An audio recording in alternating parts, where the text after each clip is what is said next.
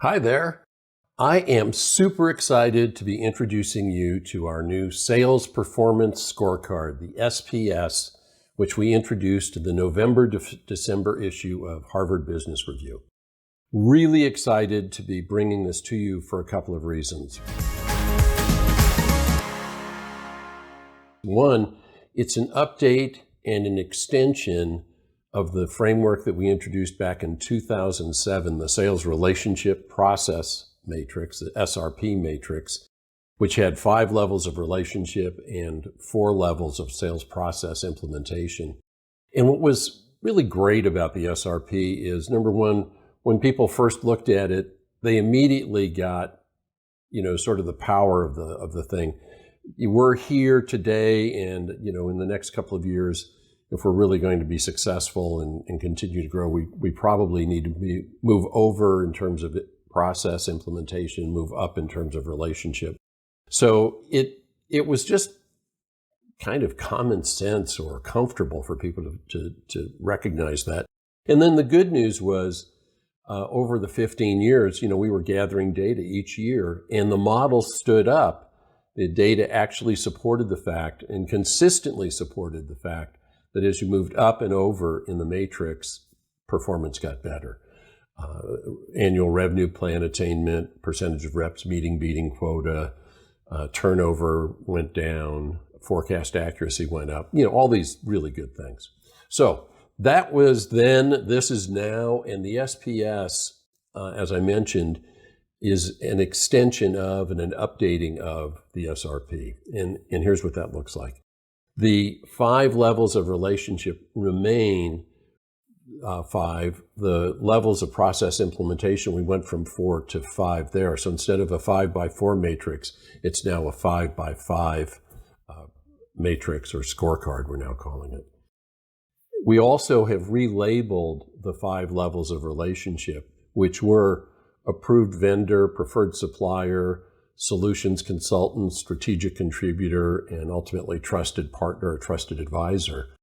We've now relabeled those transactional vendor, and we think that really more accurately describes and captures what's going on at the lowest level of relationships.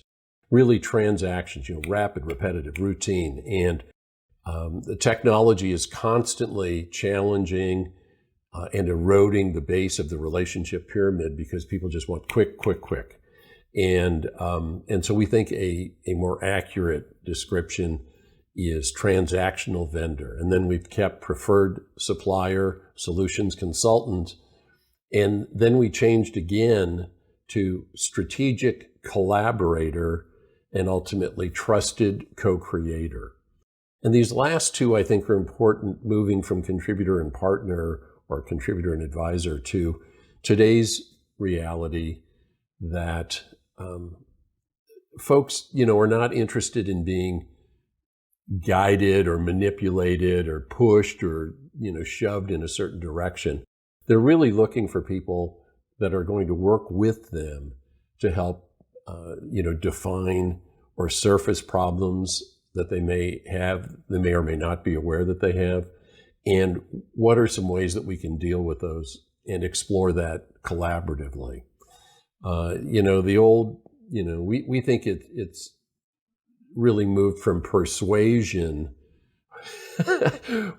which is not only yesterday's newspaper, it's like last century's newspaper, and has now moved to collaboration and co-creation. And we think that, again, more accurately reflects today's reality. Everybody talks about, the power shift from sellers having, basically all the information to buyers now having a lot of the information and power in the equation. And we think that collaboration and co-creation really describe, today's situation. Okay. And then looking at the 4 levels of process, we had random, informal, formal, and dynamic. And you can read about those elsewhere. Again, we looked at those, and what we now have are 5 levels of process implementation: ad hoc, informal, formal, agile, and customized. Okay, so the first 3 haven't changed much. Ad hoc, basically everybody's doing their own thing. There is no standard or adopted process. Informal, we have a sales process that's been defined, and reps are exposed to it. They're expected to use it, but that use isn't monitored or enforced or reinforced. Formal, it is the way we do business around here. It is expected, it is reinforced, it is coached, and so on. And you're starting to get more technology as well, CRM, analytics, some of those things. And then we move to Agile. And we think Agile is really where technology is beginning to play a more involved and a more sophisticated role. And we may not be talking about predictive analytics, but we're sort of leaning in that direction.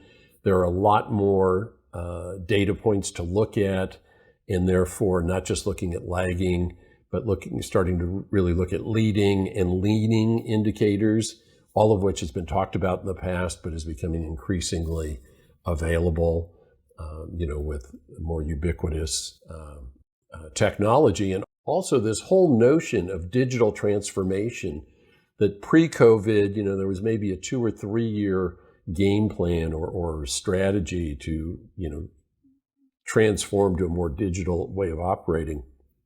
COVID and the lockdown and people working remotely and working from home and so on really compressed those 2 and 3 year plans down to 2 or 3 months or even 2 and 3 weeks. And so the technologies that relied on, Zoom or Teams, where you could record meetings, where you get transcripts that can then be analyzed, phone calls that can be analyzed, all of that. I mean, it's really accelerated the opportunity and the availability of that data. And so we think it's really an exciting time. And then the 5th level of process that we've just added to really reflect artificial intelligence and machine learning, we call customized. And, the whole notion of personalization in manufacturing, the holy grail has always been mass customization. And we think that's, if not the holy grail, certainly the next level, that the aspirational level of being able to really personalize every interaction and have the research done on each company, really be able to speak to specific personas, all of that personalization, customization, we're now calling customized the 5th and highest level of process implementation.